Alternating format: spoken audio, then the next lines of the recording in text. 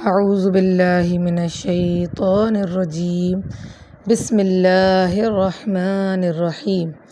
آج کا سوال جو ہمارے پاس آیا ہے وہ یہ ہے کہ کیا روزے کی حالت میں اگر حیض آ جائے تو اس صورت میں ہم کیا کریں؟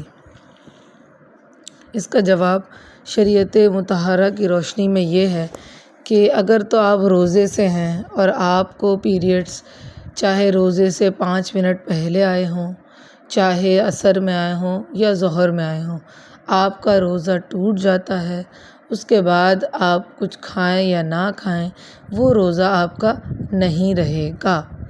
تو یہ ایک بات جو کہی جاتی ہے، عام فہم مشہور ہے کہ اگر تو پیریڈز آ گئے ظہر میں اور روزہ تھا اور ٹوٹ گیا تو کھانا نہیں چاہیے، ہم کھائیں بالکل نہیں اور مغرب میں ہی کھائیں۔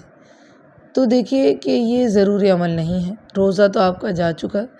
اگر آپ کچھ کھانا چاہتی ہیں آپ کھا لیں، لیکن روزے داروں کا احترام کریں، ان سے چھپ کر کھا سکتی ہیں تو کھائیں، نہیں تو کوئی مسئلہ نہیں ہے۔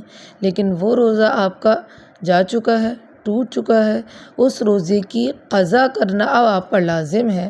تو جتنے بھی روزے آپ کے چھوٹیں گے اور اس کے ساتھ یہ روزہ بھی جس کو بیچ میں سے توڑ دیا گیا ہے وہ بھی آپ کو رمضان کے بعد پورا کرنا ہوگا۔ وما علینا الا البلاغ المبین۔